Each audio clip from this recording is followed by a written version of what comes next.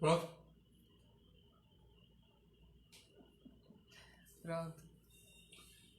Pai do Senhor para todos, é uma satisfação estar aqui novamente com todos os meus amigos, irmãos em Cristo e os que gostam de ouvir a palavra de Deus aí do Facebook e do Instagram.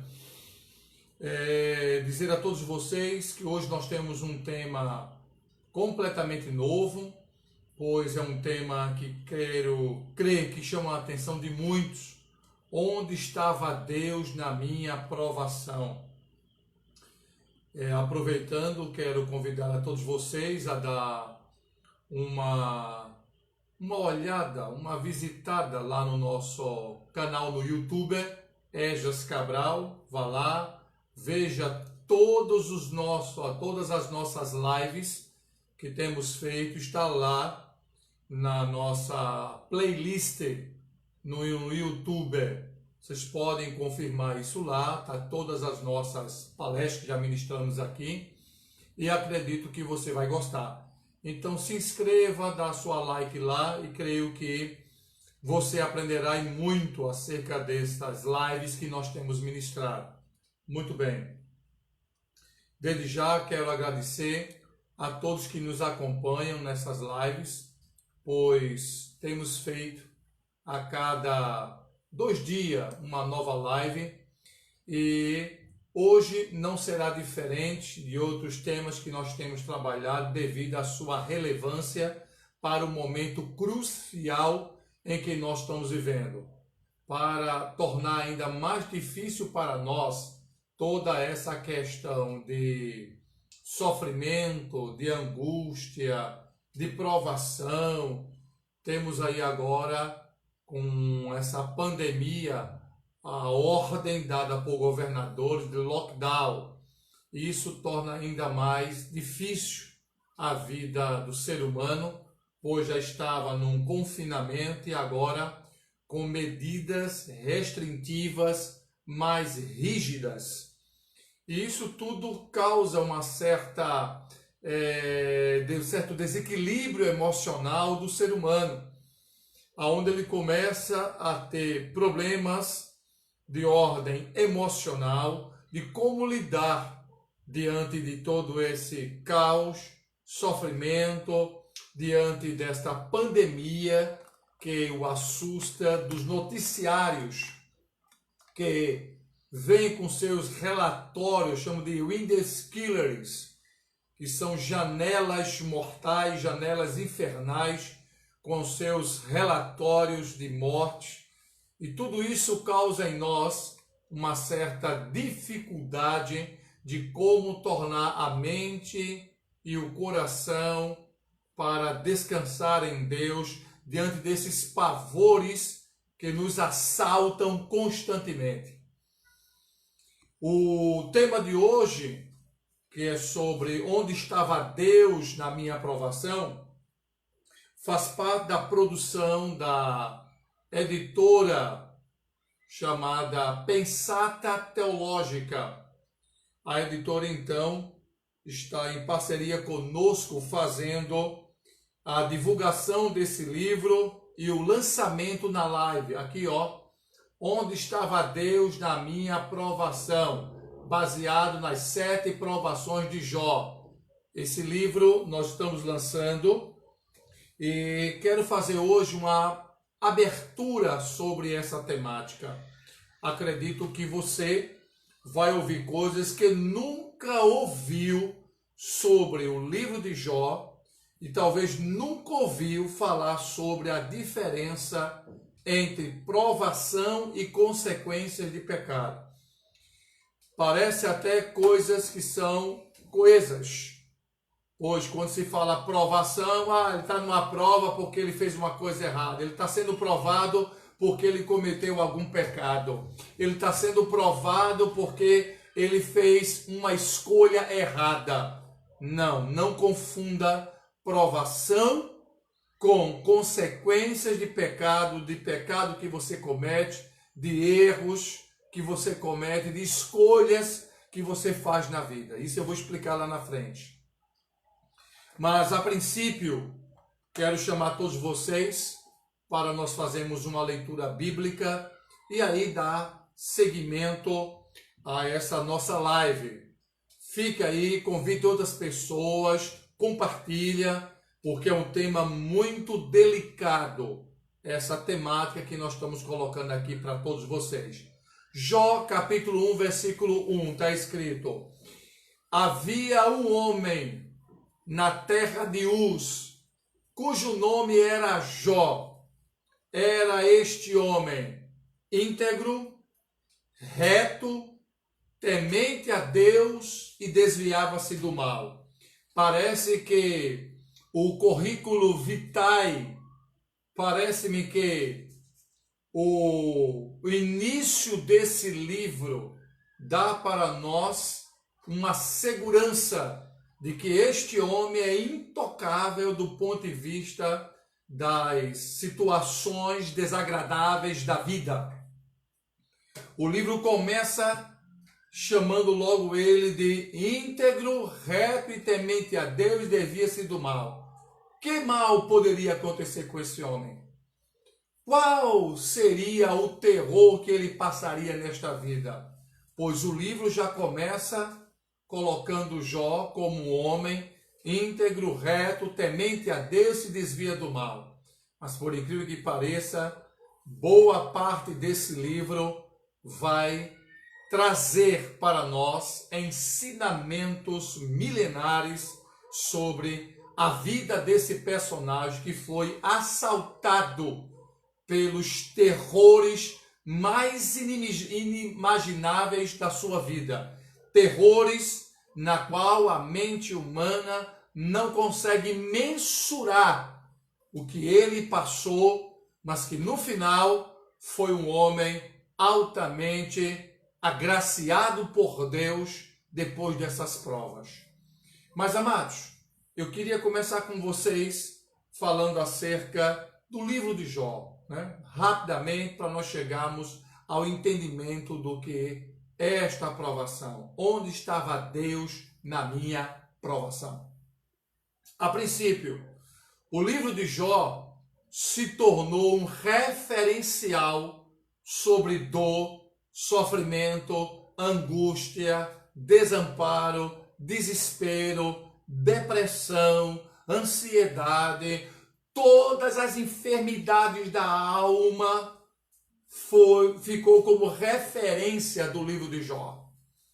Quando se diz Jó, já se pensa logo dor, sofrimento, tristeza, angústia e uma série de coisas, porque o livro de Jó, de fato, traz para a nossa memória coisas desagradáveis e ruins que aconteceram na sua vida.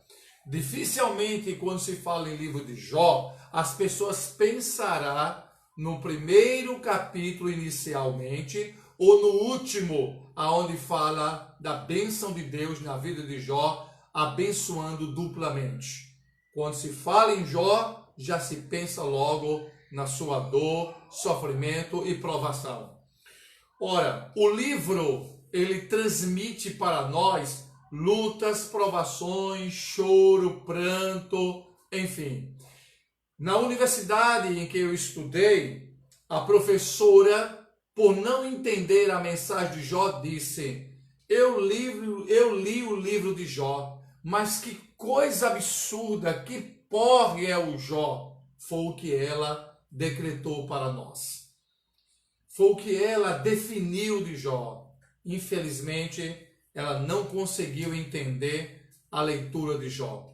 Mas segundo um dos grandes especialistas, Alfred Tennyson, este grande poeta inglês, declarou que o livro de Jó é o maior poema de todos os tempos. Inclusive, a Book Club, que é o clube dos livros, em 2002, organizou com mais de 50 literatos de todo o mundo as 100 maiores obras literárias mundialmente, e com livros de todos os países, culturas e períodos na história.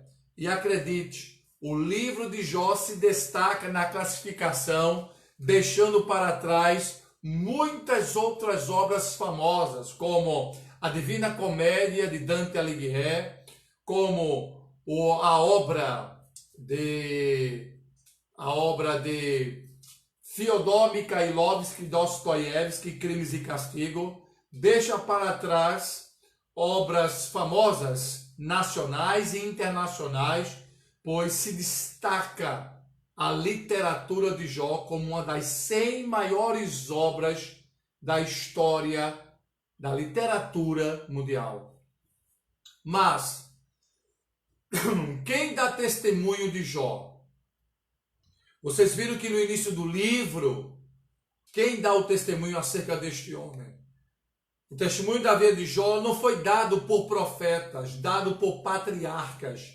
Quem dá testemunho da vida de Jó não são reis nem sacerdotes, mas é o próprio Deus que dá testemunho da vida de Jó. Pois está escrito no capítulo 1 e o versículo 8. Disse o Senhor a Satanás: observaste o meu servo Jó? Porque ninguém há na terra semelhante a ele, homem íntegro, reto e temente a Deus, e que se desvia do mal. Temente a Deus é levar a sério, gente. Quando a Bíblia diz temente a Deus, leve a sério, porque de fato era um homem temente a Deus. Agora, este homem era o homem mais rico do seu tempo, o mais rico da região. Todo final de semana, Jó fazia festa na casa dos seus filhos. Aí temos o início de uma grande prosperidade em sua vida. Família alegre, próspera, tinha tudo bom e do melhor, cheia de comunhão, o protótipo de uma família perfeita e saudável. Porém, temos a ação do arqui-inimigo sobre este homem. Amados, vamos revelar coisas agora que acredito que responderá a pergunta que a gente faz como tema desta live. Aonde estava Deus na minha provação? Acreditamos que você, certamente, vai aprender muito a partir de agora, após essa introdução. Satanás acusa Jó de quê? De que ele só é fiel a Deus pelo oportunismo. Ou seja, quem está cercado de bem, de saúde, certamente deve ser um devoto a esse Deus. É um oportunista, como quem quer dizer. Sendo assim, quem é que não é fiel, tendo tudo do bom e do melhor? Na visão de Satanás, quem era cercado de bens não tinha motivo nenhum para blasfemar contra Deus, porque sua vida tem tudo do bom e do melhor. Ou seja, todo crente, todo mundo é crente dessa forma. Todo mundo é fiel dessa forma, tendo o bom e do melhor. Mas, olha o que diz o texto: estende a tua mão e toca-lhe em tudo quanto tem, e verás, esse é o desafio de Deus, e verás, se não blasfemarás contra ti na tua face. O desafio de Deus agora para Satanás. E Satanás, então, coloca desta forma: tira o que ele tem e vê se não blasfemará contra ti. Ou seja, o coração de Jó não estava nas coisas. Primeira grande aula que você aprende aqui comigo. O coração de Jó não estava na terra, nos cavalos, nos jumentos, nos bois, nas vacas, nas ovelhas. O coração de Jó não estava na sua propriedade, na sua riqueza na época. O coração de Jó estava em Deus.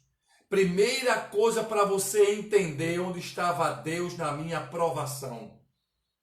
Primeira coisa que você tem que elencar para compreender sobre esse Deus em meio à provação. Coração de Jó não estava nas suas vestes, casa, nas suas roupas, na sua própria família. O coração dele estava em Deus. Ponha isso na sua cabeça. Quando o coração dele está em Deus, ou quando o seu coração está em Deus, então tudo que você tem nesta vida não fará nenhuma diferença ter ou não ter, porque o coração em Deus é como diz o salmista. O salmista diz para nós: o Senhor é meu pastor, nada me faltará. O que ele quer dizer com isso? Tudo pode me faltar, não faltando Deus, eu tenho tudo. Esta é a mensagem central, inicialmente, que a gente encontra aqui. Ou seja, Deus ordena que Satanás toque para ver se Jó ia blasfemar. E disse o Senhor a Satanás no versículo 12: eis que tudo quanto ele tem está em tuas mãos. Somente contra ele não estenderás a tua mão. E Satanás saiu da presença do Senhor, claro, para arruinar, satanizar a vida de Jó. Deus submete Jó à provação. Provação esta que agora entra em colapso o próprio entendimento de Jó acerca de Deus e de todas as coisas. O colapso que eu falo aqui é a sua própria mente procurar o motivo e a razão pela qual ele passa a ser provado. Porque Jó todo dia orava a Deus, apresentava seu filho em oração, temente a Deus, justo Jó, e que se desviava no mal. Agora a sua fé é colapsada. Então, ao chegar esse colapso na vida de Jó, ele passa então a questionar a sua própria fé diante desse Deus, que naturalmente o homem pode chegar nesse nível. Então, o que é que nós temos aqui? Por que o justo Jó é provado? Por que o crente é provado? Eis aí uma pergunta que eu vou responder. Por que o crente é provado? O que é provação?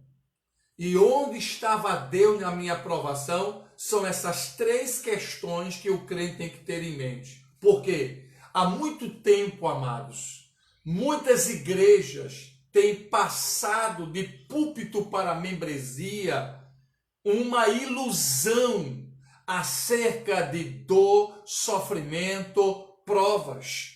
Tem passado para nós a ideia de que o crente que é fiel a Deus não sofre. O crente triunfa nesta vida. O crente leva uma vida próspera enquanto for temente a Deus. E isso não é verdade. Ou seja, há uma outra verdade por trás disso. Ele só fala uma parte da verdade. E é por isso que muitos cristãos têm a sua fé em colapso, porque aceitou parte da verdade bíblica, mas não olhou o outro lado da verdade. De maneira que muitos pregadores isolaram textos da Bíblia falando de prosperidade, de triunfalismo, de que o crente vence nesta vida, que isso de fato é uma verdade, mas não é toda a verdade. Afinal, nós entendemos que em toda a Bíblia Sagrada, ela nunca ensinou que o crente não passaria por provações, por lutas e perrengues nesta vida. Então, Jó, quando entra aqui nesse cenário de provação, certamente sua fé entra em colapso.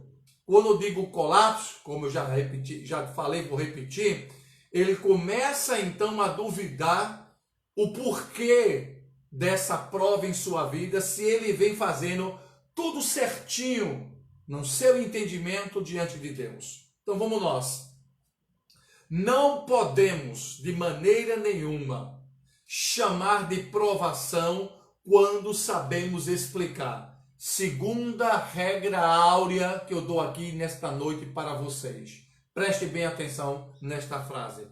Não podemos chamar de provação quando sabemos explicar. Quando você começa a sofrer na vida, ter uma provação intensa, perda de alguma coisa, doença, algum problema que venha desestabilizar o seu emocional, e você então procura na sua mente uma explicação e não encontra, isto é provação. Ou seja, são exatamente isto que define o que é provação. O que é, pastor Esdra? Não podemos de maneira nenhuma chamar de provação quando sabemos explicar. Se eu sei explicar o que eu estou passando, o que eu estou sofrendo, então deixou de ser provação. Porque eu estou sabendo explicar. Agora, quando eu não sei explicar, é provação. Quando eu sei explicar o que eu estou sofrendo na vida, quando eu sei explicar porque eu estou pagando esse preço, quando eu começo a entender que os meus sofrimentos têm um motivo da minha escolha, tem um motivo dos meus erros, tem um motivo das minhas falhas, então não é provação. Então o que é provação, pastor? Provação é quando eu procuro na minha mente uma explicação e não encontro. Ou seja, provação é tudo que nos sobrevém e não sabemos explicar. Quando eu não sei explicar o sofrimento da minha vida, isto é provação. Então, a gente bagunça a nossa mente, busca a resposta no nosso consciente, subconsciente, inconsciente e não encontra nenhuma resposta. Isto é provação. Provação é quando não sabemos explicar por que sofremos, por que somos provados. E é isso que acontece na vida de Jó. Ele procura entender por que está sofrendo. E aí não tem resposta e ele procura saber de Deus o porquê disso. Por isso que a vida deste homem passa agora por diversas situações. Os mensageiros da morte começam a entrar agora na vida de Jó. O primeiro mensageiro chega e diz: os sabeus levaram os bois e feriram teus servos. Chega o segundo mensageiro e diz: fogo de Deus queimou as ovelhas e os teus servos. Ele mal está se recuperando da primeira mensagem que o mensageiro levou, já vem a segunda. A terceira mensagem diz: os caldeus levaram os camelos e feriram os teus servos. E ele está ali, dá para aguentar, dá para suportar, até que o quarto mensageiro deu um golpe de misericórdia na sua vida. Disse: grande vento sobreveio e matou todos os teus filhos. E aí a sua vida então foi arruinada, porque os 10 filhos de Jó vieram a morrer. Imagine um pai cavar 10 covas para sepultar 10 filhos. Eu nunca vi isso na história, um pai num dia só sepultar 10 filhos. Ele procura saber o porquê desta provação. Jó, então, entendemos que neste livro não cabe aí a teologia da prosperidade, porque prega tanto riqueza, prega tantos bens, e agora, o que foi que serviu essas riquezas, esses bens? Foi que deu para a vida de Jó. Também não cabe aqui a teologia retributiva, aonde se eu for fiel a Deus, se eu der as coisas a Deus, Deus vai me dar algo em troca. Isso também não funciona no livro de Jó. Como também não funciona a teologia triunfalista. Eu vou triunfar sobre tudo e nada me acontece. Também não funciona isso no livro de Jó. O que a gente aprende aqui em Jó é que este homem, ele é provado como alvo da graça divina. Você pode se perguntar, graça divina como? Por tudo dai graça. Há um ensinamento profundo sobre a aprovação. Há, sem dúvida, um amadurecimento na aprovação. Todo crente, se ele bem entendesse, ele aceitaria a aprovação de Deus sem resmungar. O problema é que muita gente, quando está em provação, acha que é pecado, acha que a sua vida está dando tudo errado, e infelizmente muitos pensam dessa forma. Ou seja, o maior exemplo de louvor a Deus se encontra aqui nesse momento crucial na sua vida, quando ele tem a perda total de todas as coisas. As pessoas pensam que o maior momento de adoração e louvor a Deus é quando está no bem bom, nas coisas vão fluir na sua vida, os bens estão à sua disposição. Mas o maior ato de adoração e louvor a Deus é aí, quando o chão se abre, quando ele está na síndrome do ralo, onde tudo vai por água abaixo, onde o céu se desaba na sua cabeça, onde não tem mais nada, ele encontra forças para adorar a esse Deus em meio ao vazio, em meio ao nada, em meio a perdas e danos, em meio ao caos na sua vida, há forças para adorar a esse Deus. É o que nós encontramos aqui. A mulher dele diz, amaldiçoa o teu Deus e morre. E ele diz, a mulher de Jó, só podemos ter o bem de Deus e não o mal? Ou seja, ela pede para amaldiçoá-lo. Os amigos dele, de Jó, depois de 7 dias de reflexão, confessa, tudo isso que está passando é pecado. A doença que foi acometida em Jó é algo que até hoje a ciência não pode explicar. Alguns dizem que é elefantíase, outros afirmam que é lepra negra, furunculose estafilocócica generalizada, é um tipo de doença.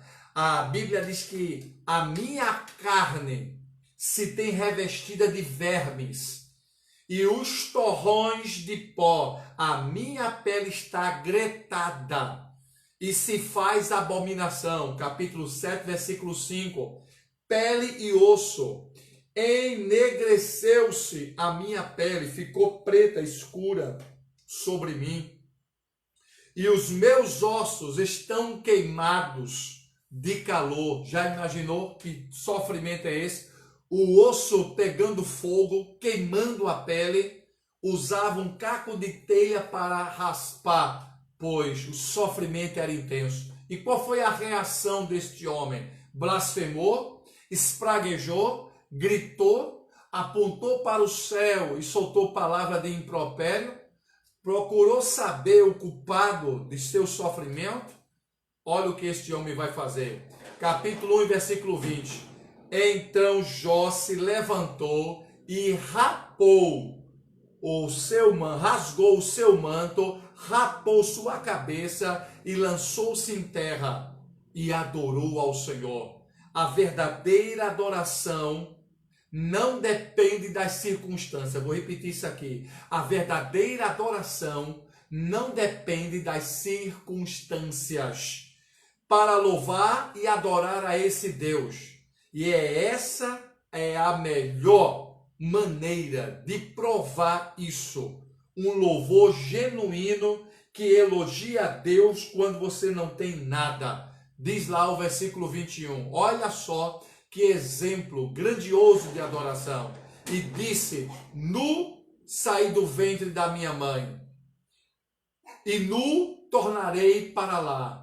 O Senhor o deu, o Senhor tomou. Bendito seja o nome do Senhor. Em tudo isso, Jó não blasfemou contra Deus.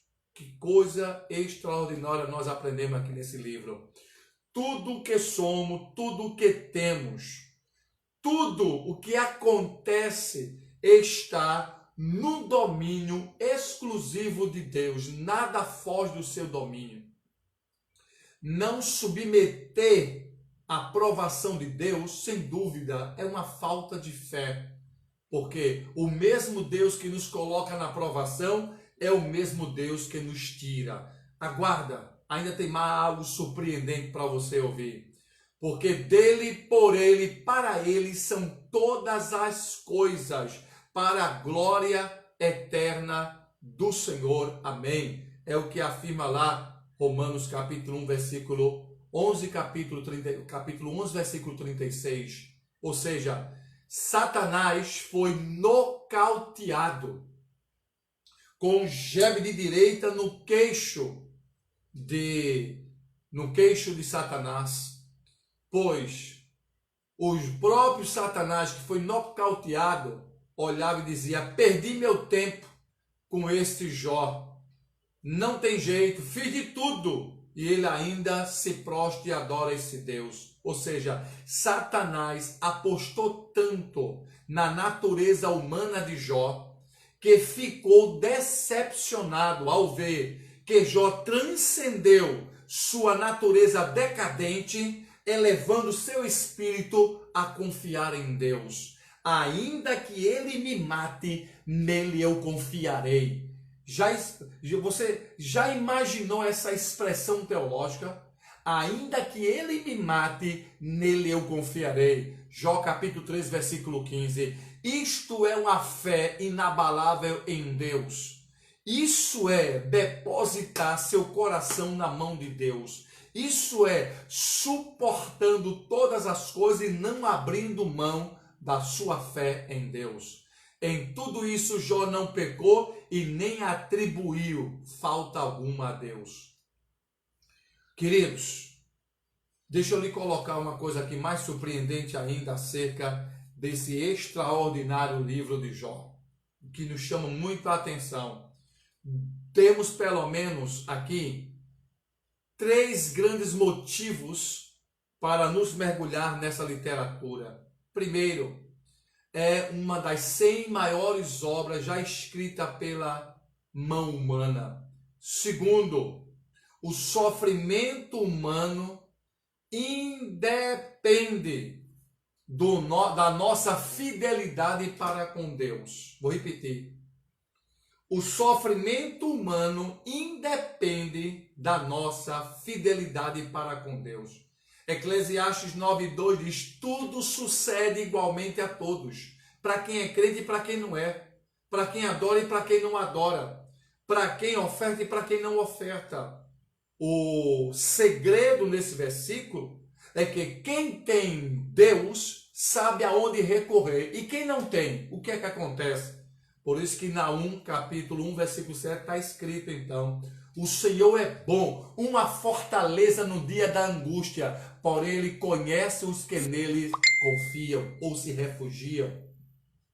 A segunda grande verdade que a gente aprende nesse livro, ou melhor, a terceira, é que porque existe então um Deus todo-poderoso, não é um Deus deísta que fez o mundo e deixou para lá, mas um Deus teísta, que tem o domínio dos onis, onipresente, onipotente e onisciente. É esse Deus que nós confiamos.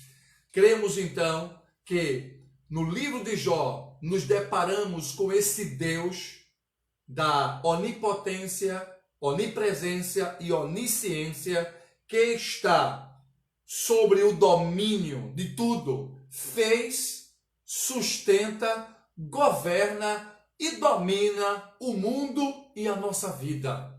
É crer nesse Deus. Aleluia. Glória a Deus. Amados, ainda vos digo que o sofrimento faz parte da vida de todo crente. Nós não estamos isentos desse sofrimento. O sofrimento faz parte da vida humana. Se alguém lhe vendeu a ideia de que ser crente não é passar por sofrimento, lhe ensinou errado. Jesus ensinou em João capítulo 16, versículo 33, no mundo tereis aflições, mas tende bom ânimo, eu venci. No mundo passais por aflições. Esse é o testemunho que Jesus dá sobre o sofrimento. passamos por tribulação, passamos por sofrimento. Nós não ficamos no sofrimento, nós passamos por sofrimento, amados. É o que Jesus nos ensina. Um outro fato que a gente encontra é, sem dúvida, sobre o que a nossa vida neste mundo já é motivo de sofrimento. Ou seja, as aflições que a vida nos impõe, ou seja, o mundo jaz no maligno, o diabo e seus anjos estão ativos querendo nos destruir, o corpo que nós possuímos é cheio de falhas e defeitos e desejosos em pecar. A nossa vida, se não estiver segura em Deus, vamos sucumbir a todas essas coisas. Porém, como está escrito através do historiador e médico Lucas, no livro de Atos Apóstolos, capítulo número 14, versículo 22, que a tentação de nossas tribulações, através dela, dessas tribulações, nos importa entrar no céu. Ou seja, todo sofrimento e tribulação que passamos na vida, nos importa chegar no céu. Então não pense você que ser crente está isento dessas coisas. Paulo vai dizer também que a nossa leve e momentânea tribulação produz em nós um peso eterno de glória. Palavra do apóstolo São Paulo. Como também ele vai nos dizer que as nossas tribulações produzem perseverança. Também reafirma. Diz que estamos destinados a isto. Lá em 1 Tessalonicenses, capítulo número 3, versículo 3, estamos destinados a isso, a sofrer. Sofrer faz parte da vida cristã. Infelizmente, poucos entendem essas coisas e por isso são decepcionados com a teologia triunfalista, teologia da prosperidade e teologia retributiva. Senhor, se eu fizer isso por ti, tu vai me ajudar nisso? Senhor, eu sou fiel no dízimo, então nada vai me acontecer. Deus, olha só, eu não falto um culto na igreja e prega a tua palavra, então eu estou imune a tudo mal que pode acontecer. Errado. A Bíblia não ensina isso. Isso é um erro fatal se pensar desta forma. A Bíblia não nos ensina nenhum exemplo disso que você tem aprendido. Escute mais. Nossa luta, prova na vida. É normal que isso aconteça. Isso não quer dizer que a nossa fé ela esteja então fracassada, que a nossa fé não está ancorada em Deus de maneira nenhuma.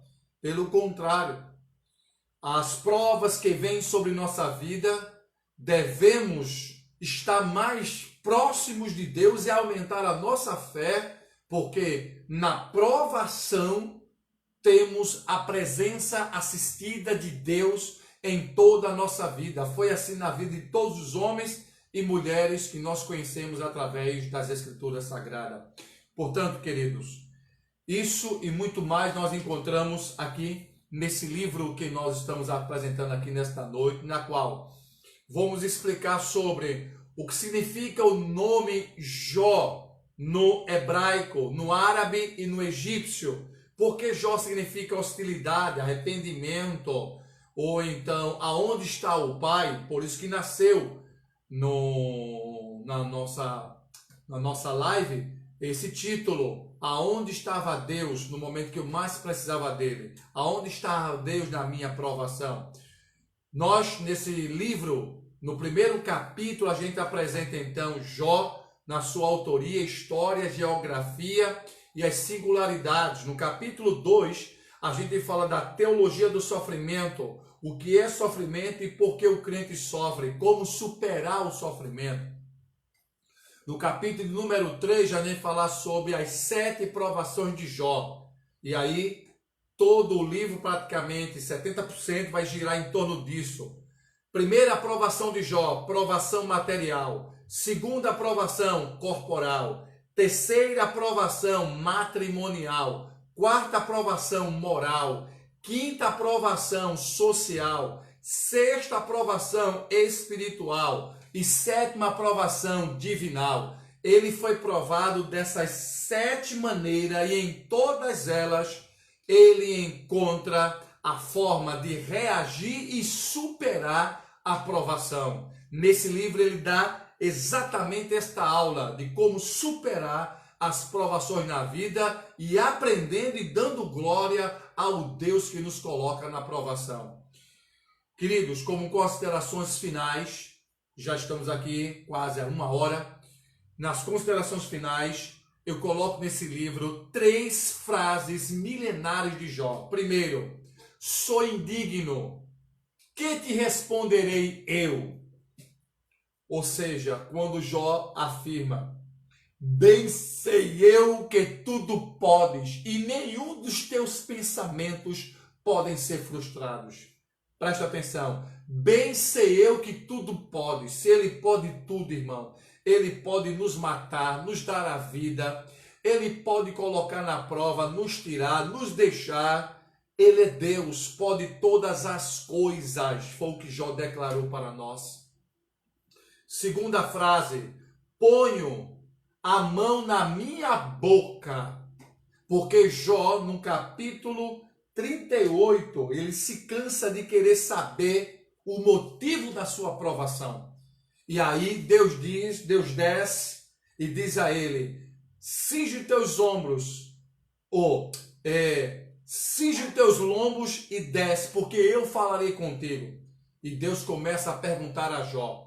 São 72 perguntas que Deus faz a Jó. Hoje, com toda a ciência, só respondeu 2 perguntas e meia. Eu coloco isso aqui nesse livro, amados. Deus pergunta, onde tu estava, Jó, quando eu lancei os fundamentos da terra? Onde tu estava, Jó, quando os filhos da alva vinham me adorar? Sabes tu a medida exata da terra? Sabes tu qual é o cordão que segura a terra? 3 perguntas, pergunta de geofísica, geodésia e geoestática. E Jó, sem saber responder. Sabes tu o caminho da Ursa Maior e da Ursa Menor, que fala sobre a constelação estelar? Sabes tu, Jó? Jó, infelizmente, não conseguiu responder nada. As perguntas científicas que Deus faz a Jó mostram o quanto é insignificante questionar a Deus sobre as nossas lutas e provações.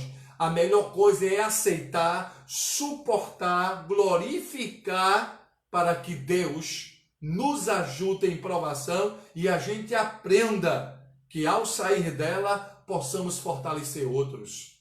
Terceira frase milenar de Jó. Coisas maravilhosas demais para mim. A mente humana não consegue suportar a grandeza, a maravilha desse Deus extraordinário que nos surpreende a cada momento na nossa vida. O quanto mais rápido você submeter à provação de Deus, será melhor. Quando Deus nos prova, não é para saber quem nós somos, porque Ele já sabe que foi Ele que nos gerou. Quando Deus nos prova, igreja, povo de Deus, é para que você tenha conhecimento dEle.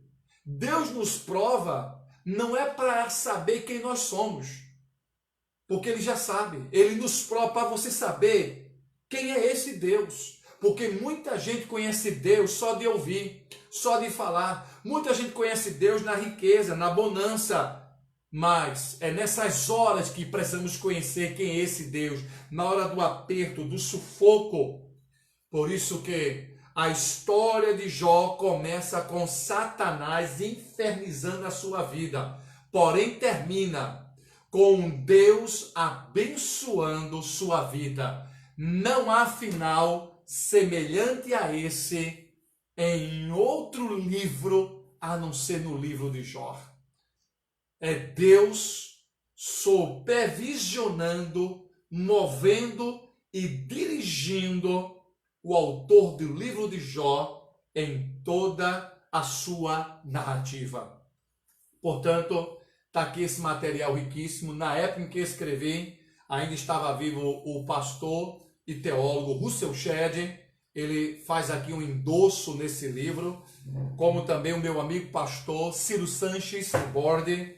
Então, é uma obra, eu creio que você pode adquirir esta obra. Vou pedir para minha filha colocar o telefone aí, tá bom? 81 87380372, colocando 9 na frente. Se você quiser adquirir essa obra, entre em contato conosco. Nós temos vendido esse e outros livros de nossa autoria. Creio que você será muito abençoado com esse livro, especialmente nesse momento de pandemia, onde muitas vidas estão sofrendo. Então, queridos, que esta breve aula que nós ministramos aqui sobre onde estava Deus na minha provação possa servir de ajuda espiritual na sua vida, possa servir de bênção para a sua vida, possa servir de um exemplo para que você possa tomá-lo e colocar em prática, a fim de suportar e passar por essas provações na vida. Que Deus nos abençoe. Creio que você será mais um canal de bênção para muitas vidas que vai reproduzir esta live e vai falar acerca da grandeza desse Deus em meio à provação. Se vocês quiserem tirar mais dúvidas ou perguntas, viu? Vocês então podem ir no Facebook fazer pergunta ou fazer pergunta também no Instagram. O livro vai estar disponível aí no Instagram, já está lá no meu Instagram o livro, pode entrar que já está lá, como também no Facebook aí que me assiste. Vai estar disponibilizando esta live no IGVT e também vai IGTV e vai também estar lá no YouTube, tá bom, pessoal?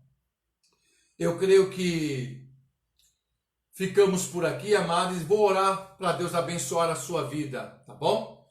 Pai querido, Pai eterno, Deus te abençoe em tudo, Deus fortaleça teu coração, ajude a passar por essas provas, essas lutas, essas provações na vida, que o eterno Deus possa entrar na tua vida, no teu lar, na tua família, e as mãos do Onipotente possa estar sobre todos nós, em nome de Jesus.